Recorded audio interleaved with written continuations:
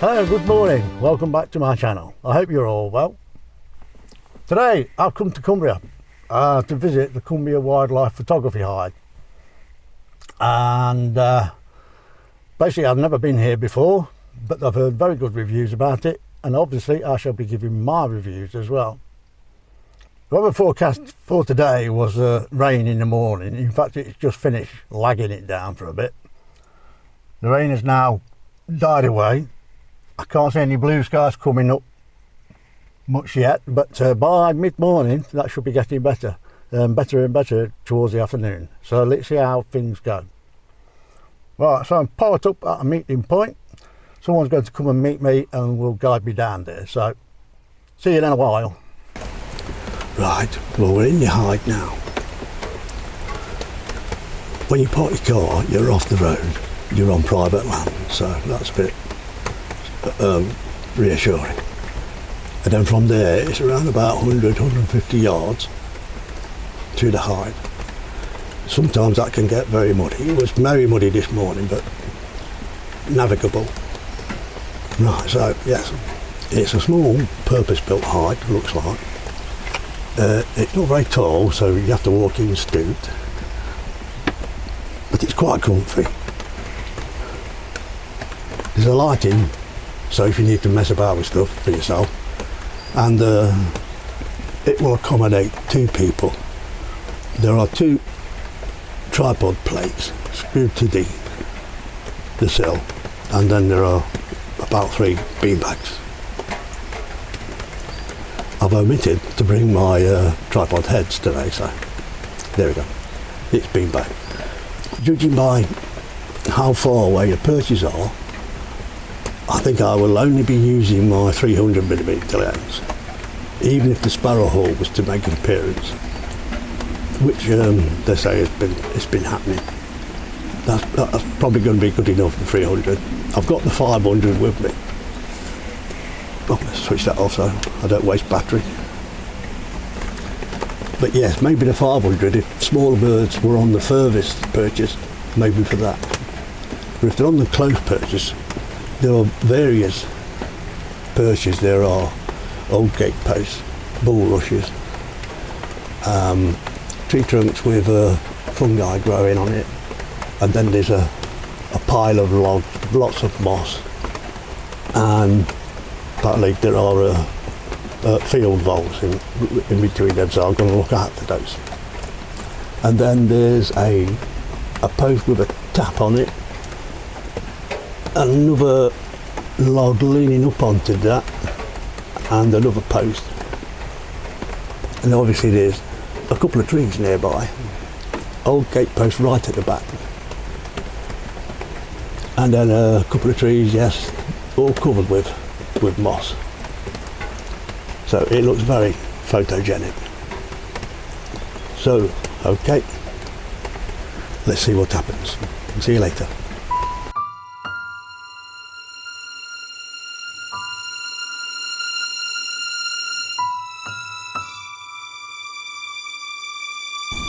Now that I'm settled, I would say that the light can be quite challenging in this position, but then again the sun is not out, so I don't know where it is. But further on, the perches at the back are in better light than the front ones. But like I say, the sun's not out, but with the canopy that's cleared, I would imagine that this time of day it would be quite good. Up to maybe what, mid-afternoon, following the sun's transit, as it would then get behind the trees on the left here.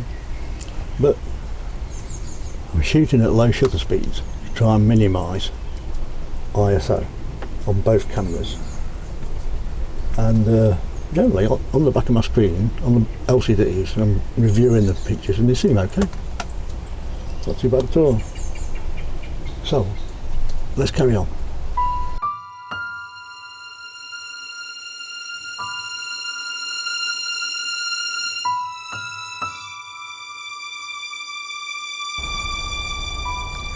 Well, now the weather's improved a bit, it's stopped raining and we are now having sunny intervals, and the shutter speeds are going up and the ISO speeds are coming down. There seems to be more activity. This is bringing them out, so hopefully with the sun having it sat on, maybe the sparrowhawk will come. Who sees?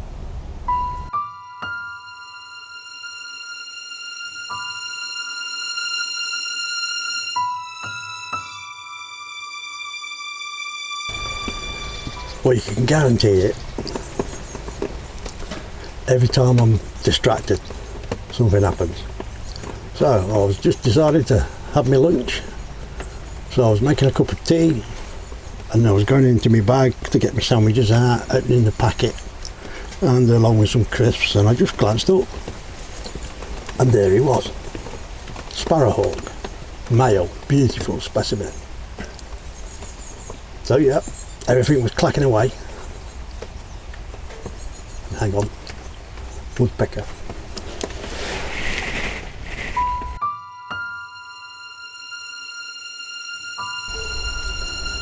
Now when you're sat in some of these photographic hides, you begin to start understanding a little bit more about birds, because I'm watching them all the time, seeing what they do, how they react to each other. It seems certain that with all the passerines that I've been watching out there is a strict hierarchy, and it generally means that the larger the passerine bird, the more dominant they are. So as we've been having nuthatches, bullfinches, chaffinches, great tits, blue tits, coal tits, and the top dog when they're all there are joint is the bullfinch.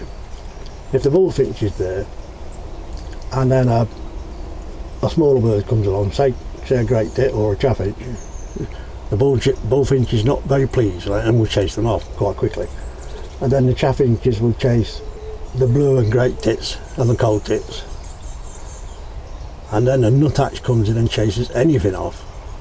It doesn't matter what it is. He'll even have a go at the jay, mob it, yeah, get off, it's my food. So it's just great sitting, not taking photos, just watching, trying to understand behaviour. It's also going to help you getting those shots that you want, because you begin to become familiar with how they feed, their methods, and how they do it. Like I'm watching a nuthatch now, and it will stay in that particular place quite a while, but then it would just fly off. It's a bit difficult to sort of like predict when it would just go. It just does that go, off it goes.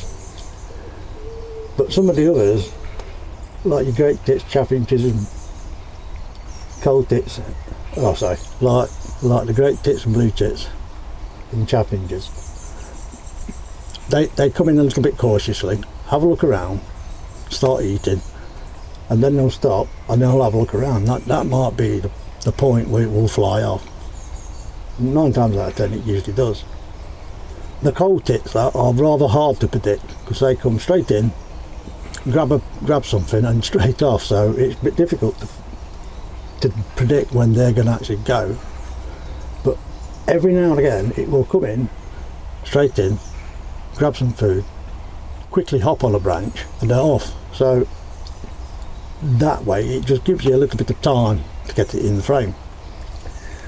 But bird photography, especially small birds, is one of the most challenging things that you can do with a camera. It's gone a little bit quiet now. That usually means there's something about. The rain has come back. Like there was a jay. So you want jays frightened all the birds off. It's gone now. So let's get back to it. Well, that's the end of my session here at the height, and it's been a rather good day. I've achieved all my targets. Got plenty of images to go through when I get back to the hotel, so I can free up space on my card for tomorrow. But before we do that, let's just have a little quick look round.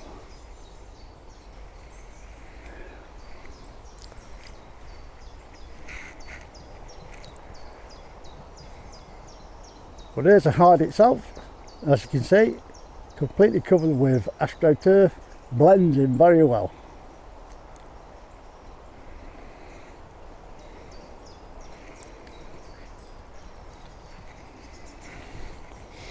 So I'll do a pan round to show you all the different birches that we got. So I can show you all the different birches that there are. Now it's plain to see that careful thought has been put into these birches for the variety, the aesthetic looks, and the placement of bait, which is out of sight.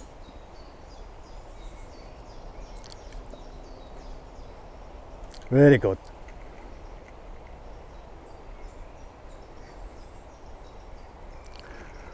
So it's time to pack everything up and get off back to the car, and a 5-minute drive back to my hotel. So I shall see you later. Right, I'm back in the car after that walk down a very muddy path. So a word of warning, obviously because it's in woodland, it's going to be rather boggy on the track if it's been a lot of rain. But fortunately I've brought a change of shoes, and took my boots off. They're in the boot wet bag, and I put my shoes on ready for driving. Well, that was an excellent day, really enjoyed it, really chuffed. Now for details of how you can perhaps hire this hide, I'll leave it in the description down below. But to be really, if you're into hide, photo hides and wildlife photography, for how much it costs, it's a no-brainer. Really good value for money. So there we go. Only negative thing I can say about it is eventually I've got to go home. So there we go, back to my hotel, and that's it. So all I need to do now is to say thanks for watching. Please subscribe and leave a comment, and all I've got now to do is to say cheerio.